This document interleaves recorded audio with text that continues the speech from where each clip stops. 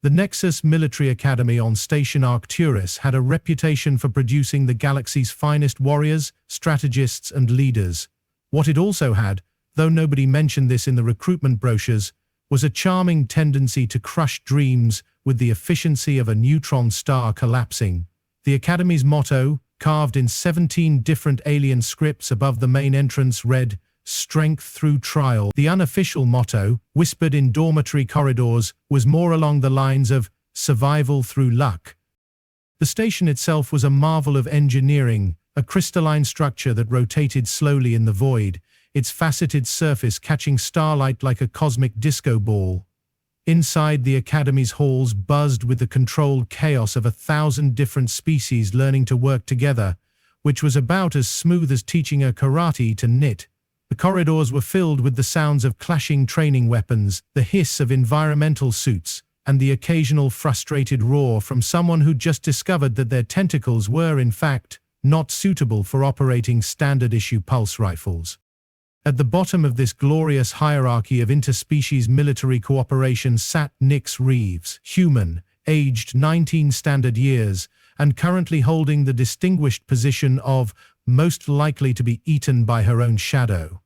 She wasn't particularly tall, particularly strong, or particularly anything that would make a drill instructor's heart sing with joy. What she was, however, was stubborn in the way that only humans could be stubborn, which was to say, completely and utterly unreasonable about accepting defeat.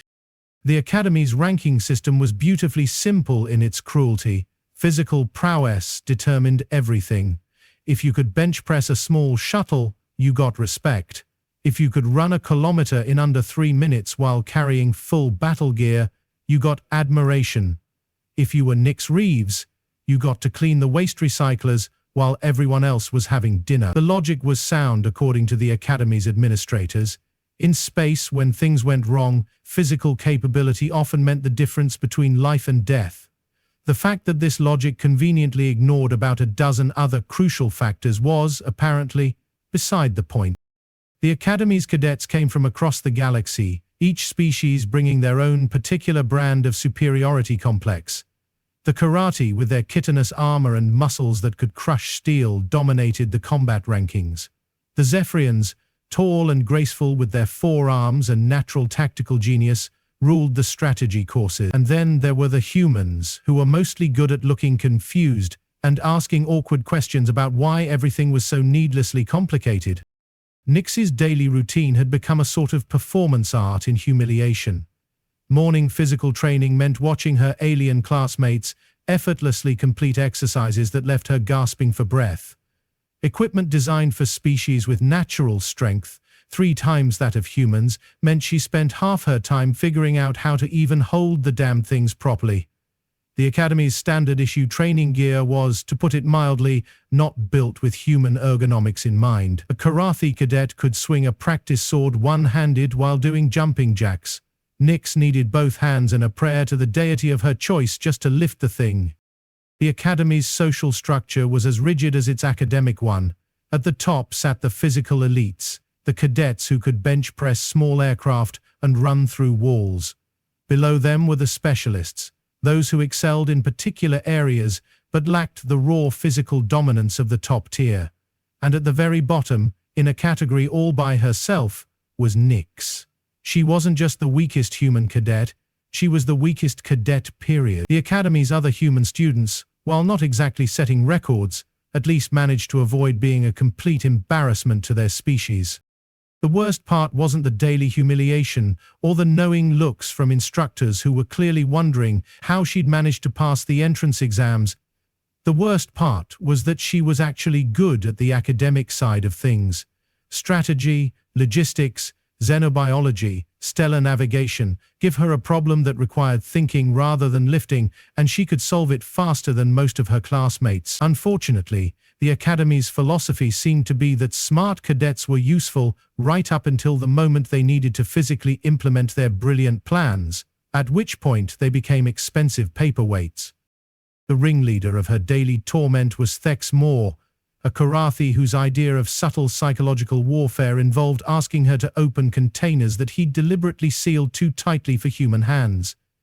Thexmore had the kind of confidence that came from never having met a problem he couldn't solve by hitting it harder, which worked surprisingly well in most military situations. His gang of followers included a GORTHAK named Krell, who found human weakness personally offensive, and a Zephyrian called Quinn Nyxa, who seemed to view Nyx's struggles as some sort of fascinating scientific experiment. The upcoming final trial loomed over the Academy like a particularly ominous storm cloud. This was the make-or-break assessment that would determine who graduated to actual military service and who got shipped home with a polite letter thanking them for their interest in galactic defense.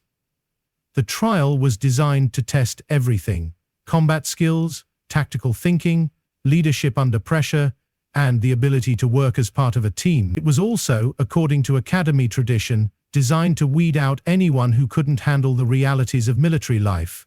The failure rate was impressively high, which the Academy wore as a badge of honor. For Nyx, the final trial represented the end of a dream that had probably been unrealistic from the start. She'd applied to the Academy because she believed in the ideals it represented: unity among species, protection of the innocent, and the advancement of galactic civilization. What she'd found instead was a system that valued brute force over intelligence, conformity over innovation, and the ability to lift heavy objects over the ability to think through complex problems. Still, she wasn't ready to give up. Humans, as a species, had a disturbing tendency to keep trying even when the situation was clearly hopeless. The Academy's exotic training grounds were a testament to both advanced technology and questionable decision-making.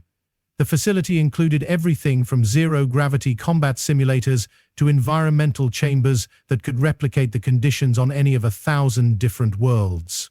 The crown jewel of the training complex was the biological preserve, a massive enclosed habitat that housed specimens from across the galaxy. The preserve served a dual purpose. It provided realistic training scenarios involving dangerous wildlife, and it gave the Academy's xenobiology department something to study when they weren't busy explaining why certain species shouldn't be kept in the same enclosure. The preserve's most famous residents were the GORTHAK, apex predators from the mining worlds of the Outer Rim. These creatures were the stuff of nightmares, 7 meters long, covered in natural armor plating, with jaws that could snap a shuttlecraft in half. They weighed approximately 700 kilograms each, could run at speeds that made cheetahs look lazy, and had the charming habit of treating anything that moved as either prey or a threat to be eliminated. The Academy kept 3 of them in a specially designed containment area, and senior cadets were occasionally allowed to observe them from behind several layers of reinforced shielding. The creatures were used for advanced training exercises, which was a polite way of saying that they were let loose in controlled environments to chase cadets around and see who survived. The morning of the incident started like any other, which in retrospect should have been the first warning sign. The preserve training exercise was supposed to be routine, a simple navigation and resource-gathering mission in the outer sections of the habitat. The cadets would be divided into teams, given basic equipment, and tasked with locating and retrieving a series of markers, while avoiding the less dangerous wildlife. It was the kind of exercise designed to build teamwork and confidence, which meant that something was almost certainly going to go wrong.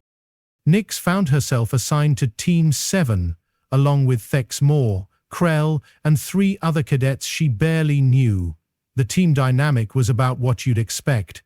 Thexmore immediately assumed leadership, Krell appointed himself as muscle, and everyone else fell in line. Nyx was assigned the role of equipment carrier, which was a diplomatic way of saying the person who gets to haul everyone else's gear while they do the important stuff. The team's equipment included standard navigation tools, emergency beacons, and enough rations to last a day.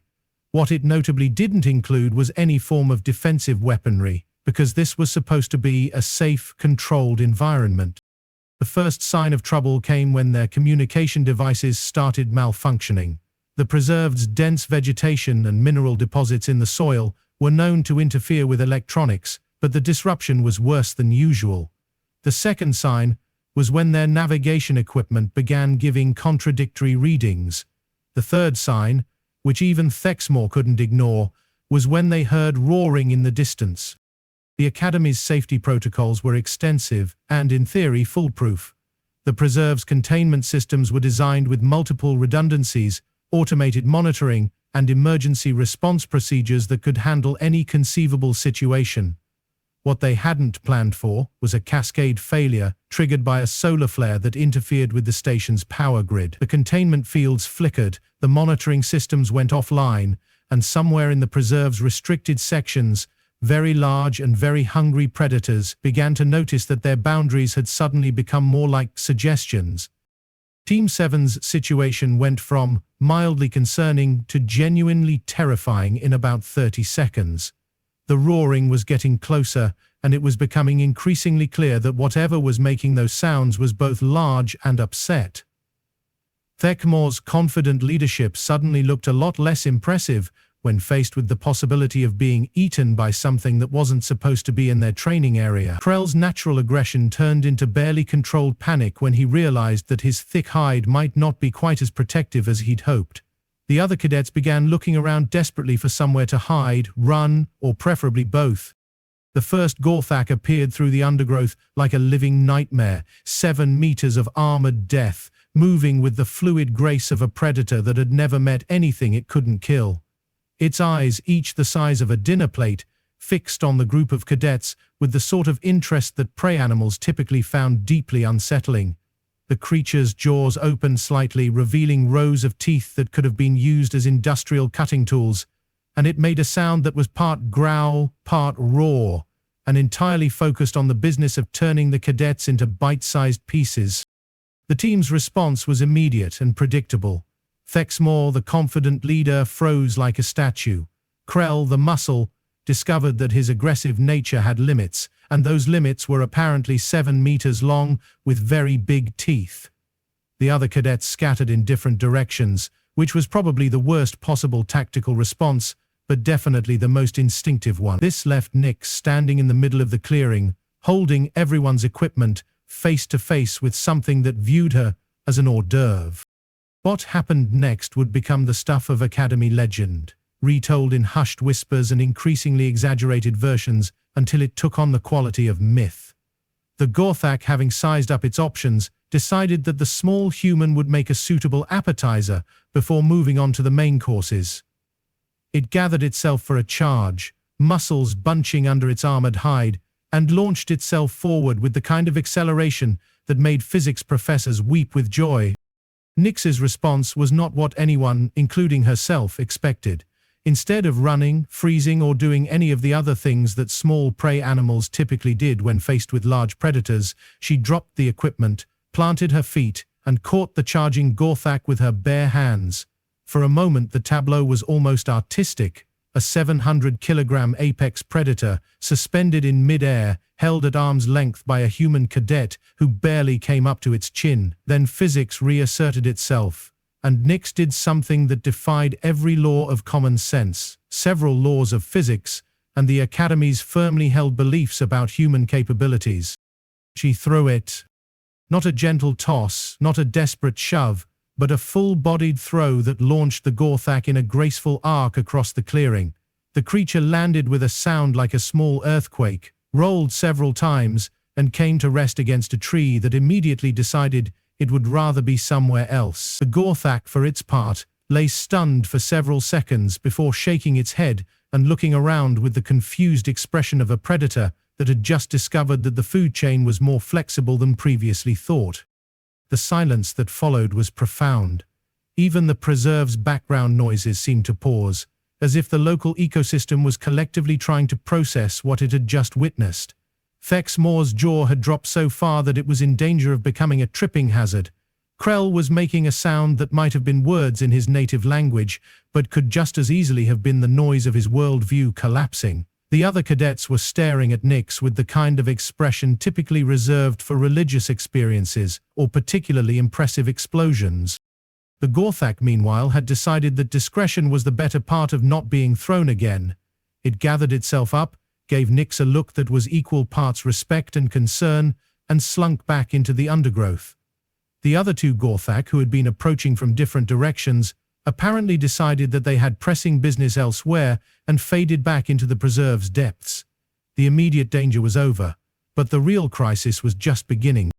The Academy's response to the incident was swift, thorough, and characterized by the kind of bureaucratic panic that occurs when established procedures suddenly prove inadequate. Emergency teams swept the preserve, communication systems were restored, and the containment failures were traced and repaired. The official report would later describe the event as a minor technical malfunction with no lasting consequences, which was the kind of creative writing that made military public relations officers drink. The unofficial response was considerably more interesting. Within hours, every cadet in the Academy had heard some version of the story. The details varied wildly. Some versions had Nyx wrestling the GORTHAK into submission, others had her picking up and throwing all three creatures simultaneously, but the core facts remained consistent enough to be believable. A human cadet, the weakest member of her class, had single-handedly defeated a creature that senior cadets were taught to fear and respect.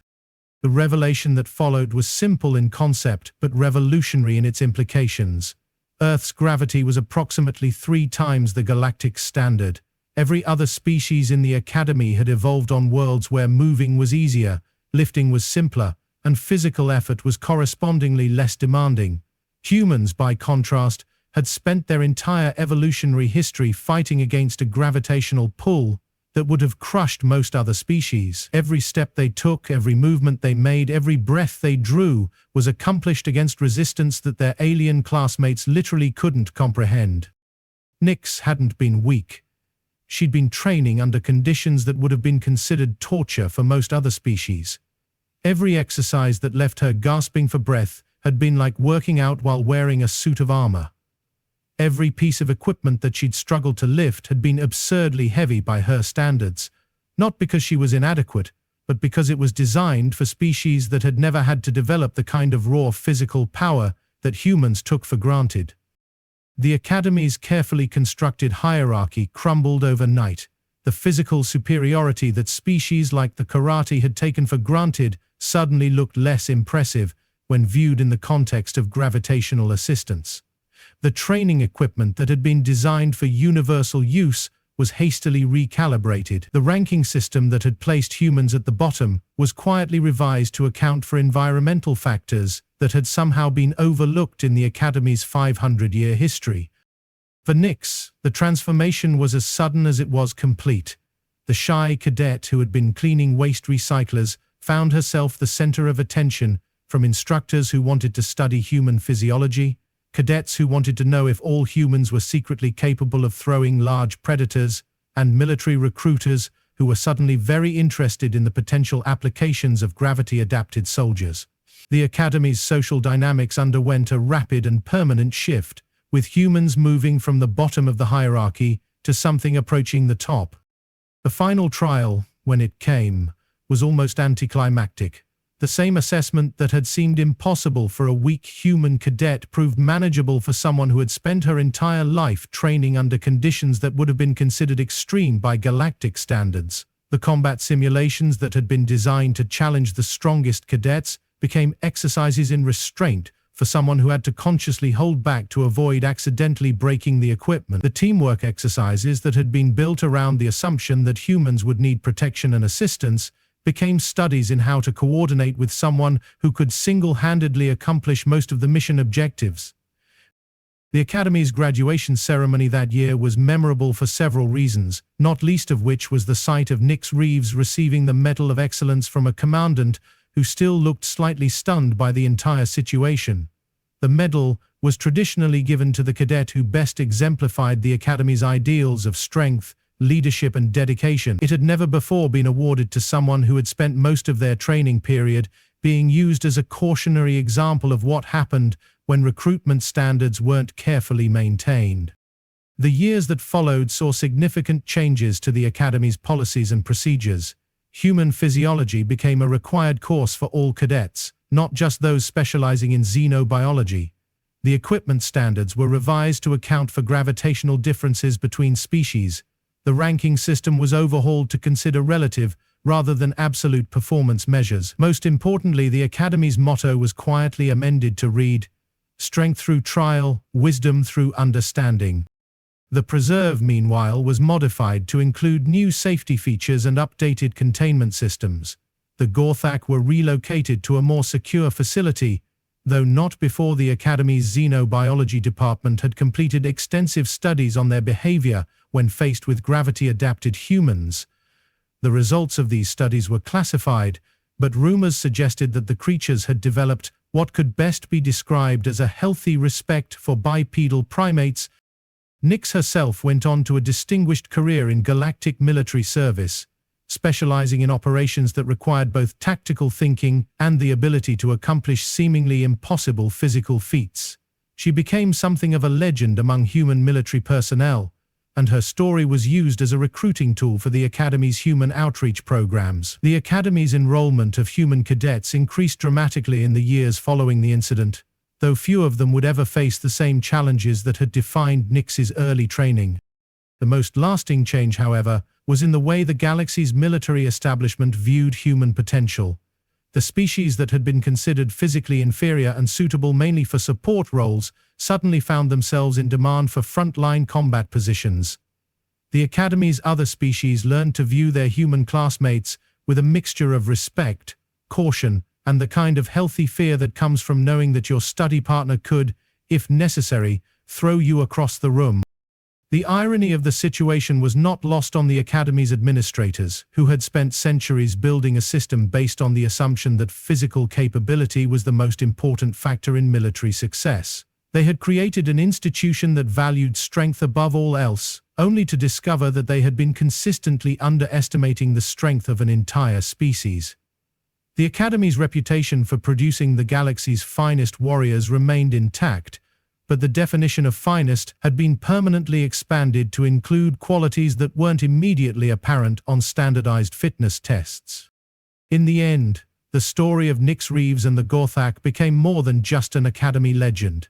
It became a reminder that assumptions about capability, strength, and potential could be dangerously wrong, and that sometimes the most important qualities were the ones that couldn't be measured in a gymnasium or demonstrated in a training exercise. The galaxy's military academies began to place greater emphasis on adaptability, resilience, and the ability to exceed expectations under pressure, qualities that humans, as it turned out, had been developing for millennia. The shy cadet, who had once been the Academy's greatest disappointment, became its most celebrated graduate, proving that strength came in many forms, and that sometimes the most impressive victories were won not through overwhelming force, but through the quiet determination to keep trying when everyone else had given up. The Academy's halls still echoed with the sounds of training and preparation, but now they also carried the whispered stories of the day when everything changed and the galaxy learned that assumptions about human weakness had been, to put it mildly, somewhat premature. And somewhere in the preserve, carefully contained and respectfully maintained, the GORTHAK continued their existence as apex predators, though they had perhaps gained a new appreciation for the complex and often surprising nature of interspecies relations. The Academy's motto, carved in 17 different scripts above the main entrance, remained a testament to the institution's values, but now it carried a deeper meaning that encompassed not just the strength to endure trials, but the wisdom to understand that strength itself came in forms that defied easy categorization or simple measurement.